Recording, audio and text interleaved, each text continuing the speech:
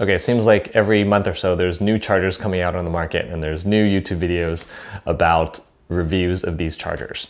So there are a lot of good YouTube videos and reviews of these chargers that talk about the specs, has pros and cons, has demos, has pretty pictures, but you as someone who's looking to buy a charger may not really know what you're looking for. And so if you're going to be looking at reviews of this specific charger and the review of that specific charger and then another one, it's hard for you to kind of combine them and compare them together to know what really to buy.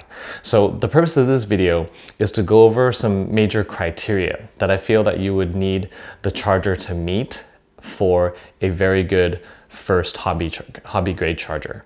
That way, when you're looking at whatever's available in the market, then you'll know what to look for and you can easily dismiss the ones that don't match what you're looking for. So I know a lot of times it gets really overwhelming. You're hearing these reviews and they talk about, you know, this charger has 30 watts, so this charger has 200 watts. This charger has an XT60 connector. This charger runs only on DC. This charger only runs on AC. This one is AC and DC. And so what does all that mean? And what does that having to do with you? So we want to kind of summarize that all together so that we can have a very clear list of what to look for when you're looking for a charger so that you can easily dismiss what you don't want and include what you think you may want. So we're gonna go over that right now. All right, let's clarify what not to get. And this is called generically a 4-button charger. So the one you've seen is made by a company called SKYRC, probably the Imax B6. It looks like this, except it's blue. I do not recommend this for a couple of reasons. Number one is the SKYRC Imax B6 is a very popular charger way back in the day. It's obsolete. And although they've come up with a version 2, the interface is still the same and is old, is like 10 years old. And it's so difficult to use or not intuitive that I did have to create a video on how to use it. A lot of people have been using that because the interface just isn't very good at all. And this older version uses these banana plugs. And banana plugs have a certain danger that's inherent to them that I don't recommend. Also, the specific SKYRC B6 is very much copied. So there are a lot of fake ones out there and a lot of generic ones that don't have very good quality control. So I'm not saying the original one is necessarily bad, but there's just so many of them that are knockoffs that it's hard to tell these days which one is legit and which is not legit. But even when it's legit, again, there's reasons why not to get this. So I would avoid the 4-button charger. The price range of these range anywhere from $35 to $70. And that matches exactly with the price range of current LiPo chargers that are much better suited and much more modern and have better screens, better interface, easier to use. So I would avoid, again, the 4-button charger. I don't want to dwell too much on it, but I think it's worth talking about because it's a safety issue. With the banana plugs, the safety issue is some newbies will plug a battery into one of these connectors prior to plugging this into the charger itself. And so what happens is this cable does not know which direction power is flowing. You know, when you charge it, you're supposed to be flowing electricity to the battery. But if you put a battery on this end, what happens is the battery flows through the wires to this end. And if you accidentally touch these together, you're shorting it. There will be a spark, there will be a short, there will be danger, there will be fear, there could be a fire. So this is danger in itself. Also, if you're very new and you're looking at this, you may think for a moment that you can plug in more than one battery into these connectors and charge more than one battery, which is absolutely not the case, which is actually very dangerous. So this may suggest that you can plug more than one battery in, but it's not something that you want to do at all. So stay away from the octopus connectors if you can. I would advise just getting separate connectors for the batteries that you have. And we're going to be talking about it a little bit later, but we do want to future-proof our charger, our batteries, our RC cars, or quads by converting everything to an XT60 in the future. All right, let's keep going. I'd like to go over quickly a little history of my purchase of chargers, because this is not a big YouTube channel, so I don't have companies sending me chargers left and right. So this is a story or history of the different chargers I've purchased and why I've purchased that for that particular intention, and what I would recommend moving forward for any of you. So we'll get started with that right now. You probably have one of these guys that either came with your ready to fly FPV or your ready to run RC car. So you plug this into a battery bank or an AC adapter in your wall, and then this goes into your battery, and then when the light turns off or on or turns green or stops blinking or starts blinking, then your battery is done. So the reason you don't want this is because you're looking to charge more than one battery. Maybe you have multiple kids, maybe you just like to fly or drive your RC car in a place not necessarily near your house, and to make it worth your trip, you want to be able to run more than one battery. This is more just for fun, but this is definitely obsolete. This is from the 90s, 1990s, boys and girls. So this does not have much telemetry at all. Basically, you would plug this into your battery. I cut off the connector because we're actually going to recycle this in electronic recycling when it's time to do that. But basically how this worked was you would turn this dial, and if it's a bigger battery, then you would turn the dial and the timer would go off, and you'd do it again if it's a bigger battery, or you'd do a fraction if it's a smaller battery. So this is a giant thing. I mean, this is like almost the size of my hand, but this is obsolete, so we're not going to be recommending this anymore. You probably won't ever even see this ever again. The next charger that I got is called the Hota D6 Pro, and this has dual channels, which means you can charge two different batteries that have nothing to do with each other. So this is not parallel charging. This is basically charging two individual batteries, or in my case, I'm charging in series.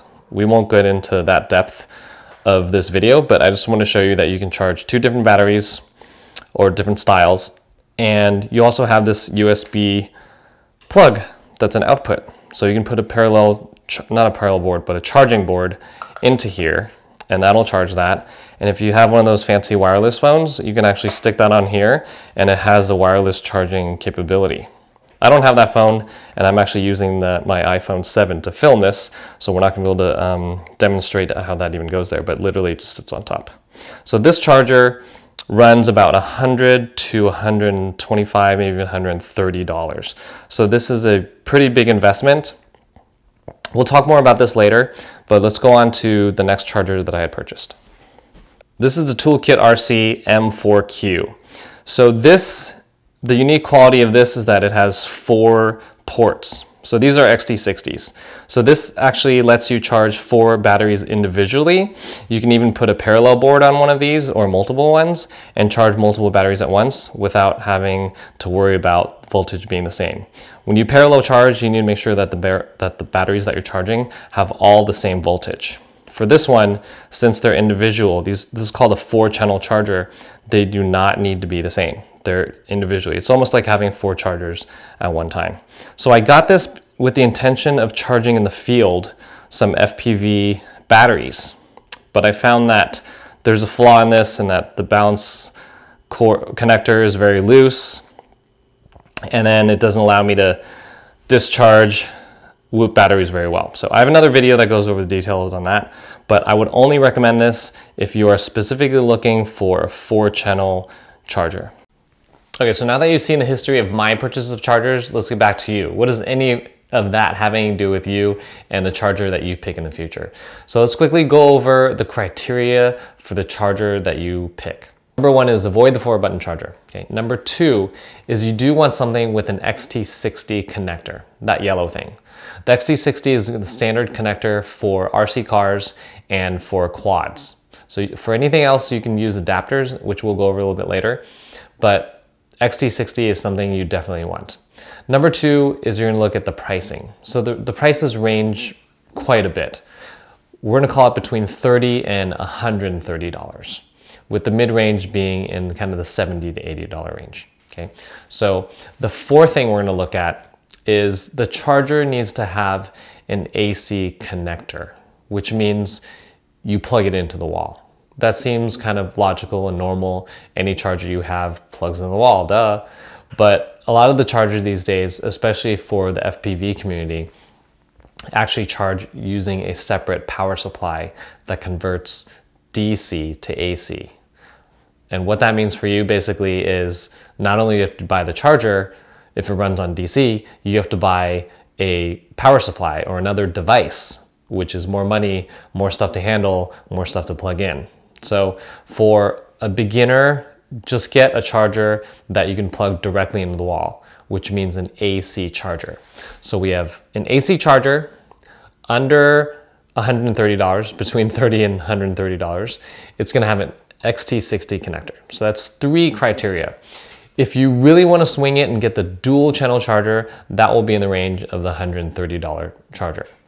But there are 2 chargers on the market as of now that fit the other criteria of having XT60 connector that you can plug straight into the wall for AC connection and is between $30 and $100. It's actually $70 to $80. Generally, I have a hard time strongly recommending any product that I personally have not used, but because there's limited number of chargers in the market right now that meet those criteria, I'm gonna name those and kind of leave it up to you to do your research on those chargers.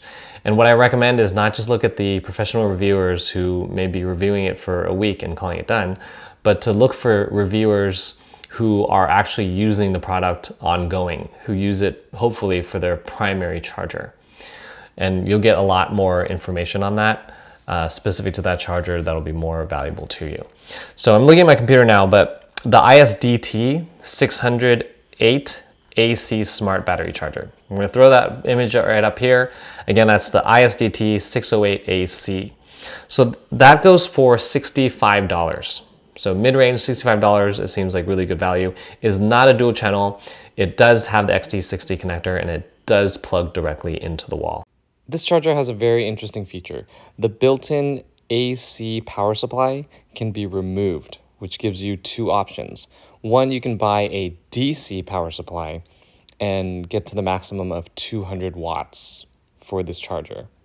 The second thing that it can do is allows you to field charge using an XT60 battery with a smaller form factor, because that top half comes off. We're gonna talk a little bit later about wattage.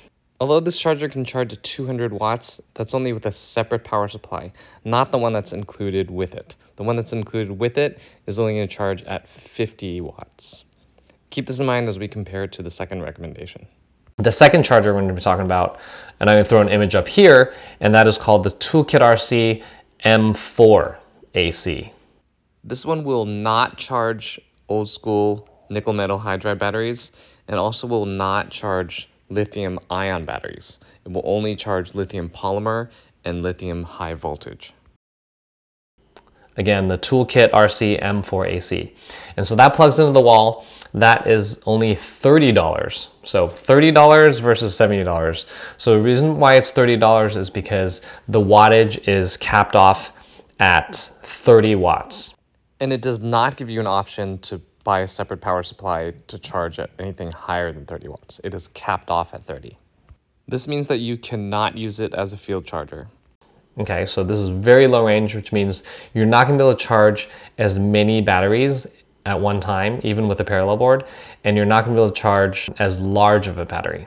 For comparison, because I know you're still thinking about that B6 charger, the B6 version 1 tops out at 50 watts. And the version 2 tops out at 60 watts.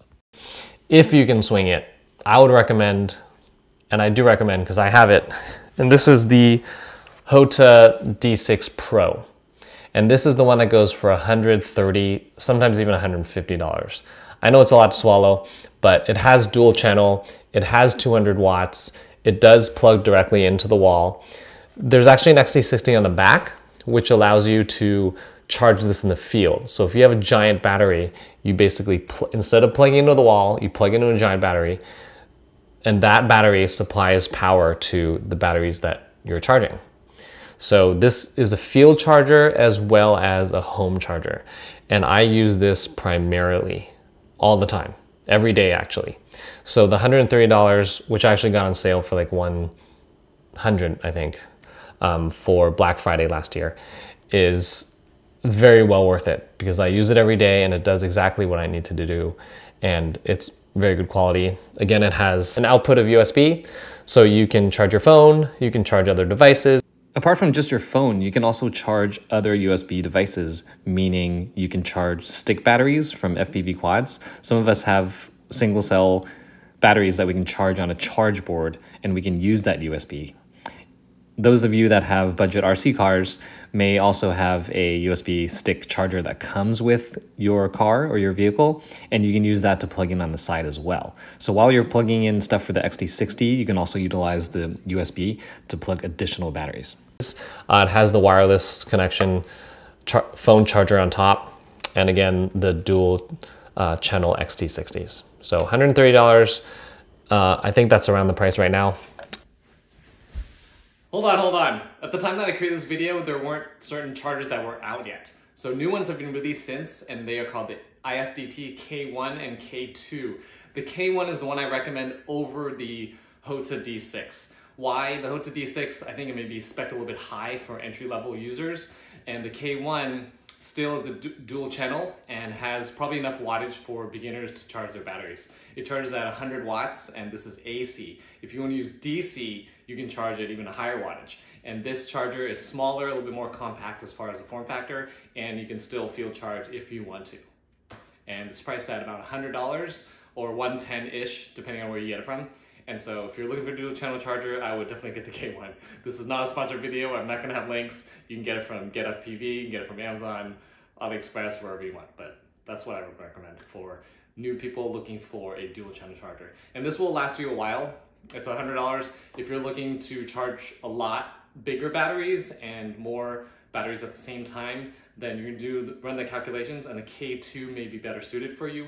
But I have a feeling that probably 85–90% of you will do just fine with the K1. If I were to go back and the K1 is available at the time that I bought it, at the prices that they are now, I would get the K1 over the D6. All right, one more thing. We're gonna go over the spec differences, or the main things you'll be concerned about between the K1 versus the K2. So the K1 and the K2, as I mentioned earlier, the K2 is gonna have more wattage. So you will parallel charge more batteries, larger batteries at the same time versus the K1.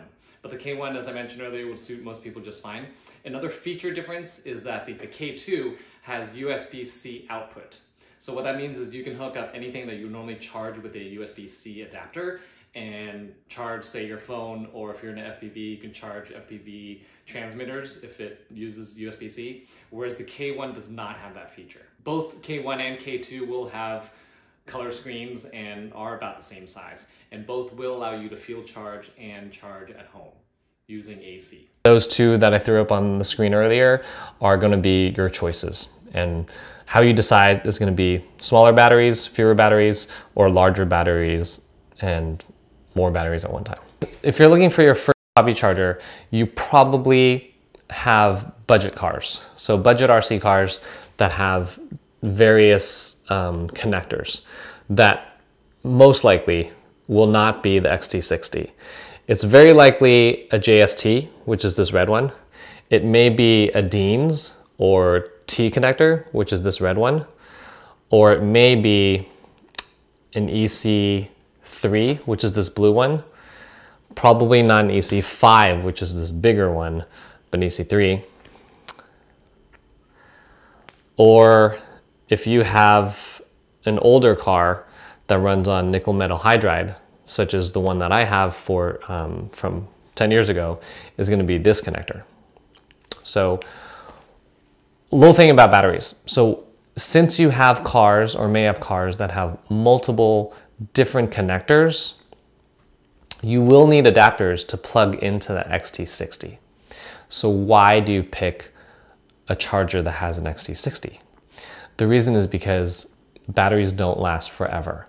So if your interest in this hobby exceeds in duration longer than how long these batteries last, which is going to be a couple years or maybe a year, depending on how aggressively and how safely you charge your batteries, then you're going to want in the future to purchase XT60 connector batteries.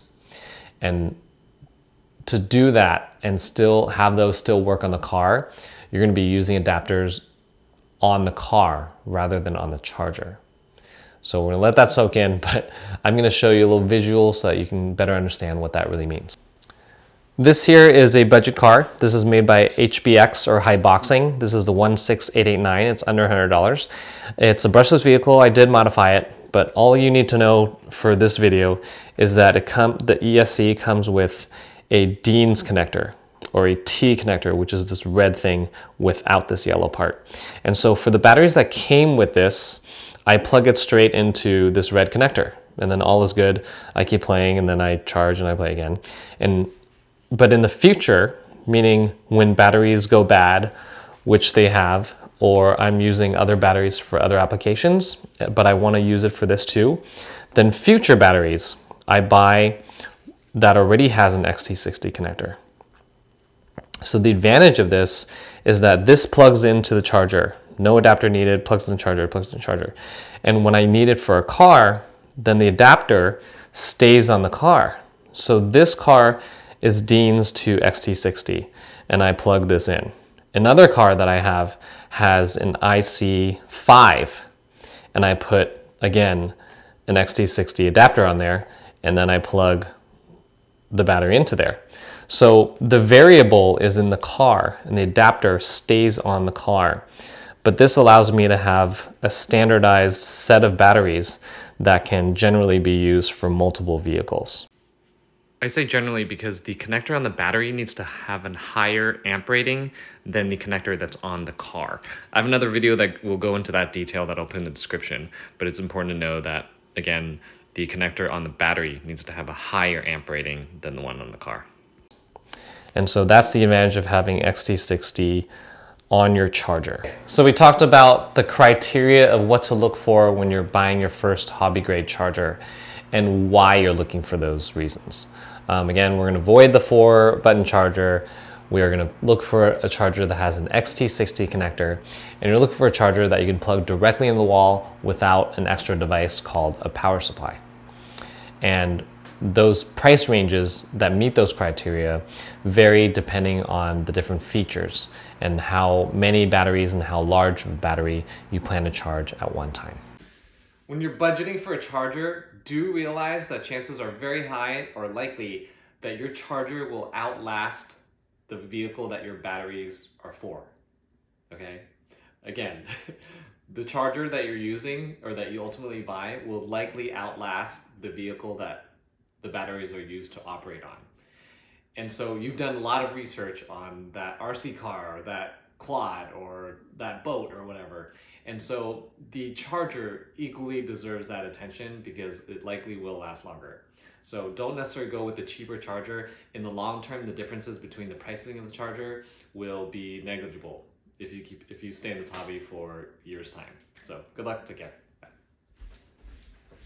This is the end of the video, but I did promise you that we go over wattage. So certain chargers have a limit of 30 watts or 200 watts. So we're gonna calculate, simple math, I promise, on how many batteries that really means. So stay tuned for just the next part of this video if you want to learn about the math. If not, then we'll see you next time, and take care. Okay, we're gonna do some simple math here to determine how many of these batteries you can charge using the charger with the 30 watt limit versus the one with the 200 watt limit. Okay, so we're gonna calculate the wattage. Basically, the wattage is the limitation of how many of these guys you can charge, or any given battery. So we're gonna use the information on this battery and we're gonna do some simple calculations, okay? So every cell of a LiPo battery has 4.2 volts, okay? So since there are 3 here, we have 4.2 times 3. And that's where we get 4.2 times 3 is 11.1 volts. Sometimes the battery itself will say it. Here it says the total voltage is 11.1 volts. And so the calculation for watts is you multiply the volts by the amperage that you're charging at. In this case, it would be 1.5 amps. So how we know that is if we're going to charge this safely at 1C, which basically means we're going to charge a 1500 milliamp hour battery by this number divided by 1,000. So 1500 divided by 1,000 is 1.5. We'll be charging this battery at 1.5 amps, or charging 11.1 volts at 1.5 amps. And that gives you 16.65 watts. okay?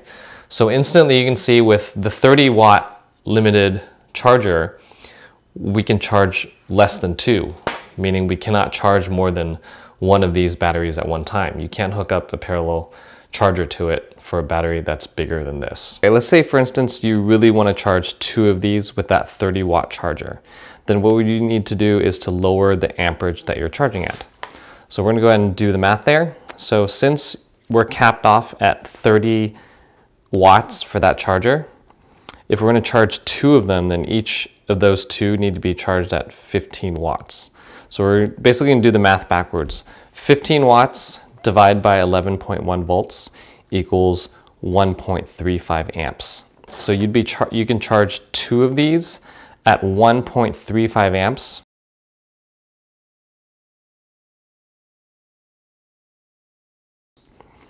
As opposed to charging 1 at 1.5 amps, and you would be within the limitations of it. So let's kind of do that a little bit further. What if you want to charge 3 of these, but still within the 30 watt limit? So you do 10 watts because each of the 3 batteries would be at 10 watts. So 10 watts divided by 11.1 is 0.9 amps. So you'd be charging each of those batteries at 0.9 amps, and you can charge 3 of these. So we're going to go ahead and do more examples of other batteries. My daughter's going to help us with a couple more examples. So what battery is this? This is a 1-cell 300 milliamp hour battery. Perfect, thank you. All right, so now we're going to do the math, okay? So this is actually a high voltage LiPo. So instead of 4.2 volts per cell, it's actually 4.35 volts per cell. And it's 1 cell, so it's 4.35. So watts equals voltage times 0.3 amps, because that's how much we're going to charge it at 1C.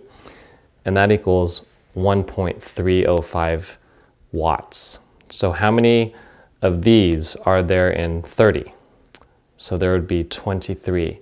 So we can charge this battery 23 of these all at one time, theoretically. Okay, now the next battery is going to be a different one.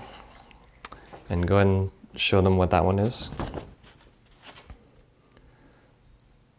And that is a 3-cell 450 milliamp hour battery. Perfect. Okay, so this is also 3 cells, so it's still going to be 11.1 volts for the entire battery. And we're going to multiply that by the amperage that we would charge it at 1C, which would be 0.45 amps. And that wattage is 5. So how many of these do we have in 30 watts? We have 6. Take note, though, that each charger has its own amp limit as well as wattage. So in this case, if we're using a 2.5 amp limit charger, we are not able to charge 6 batteries at 0.45 amps. We can only charge 5.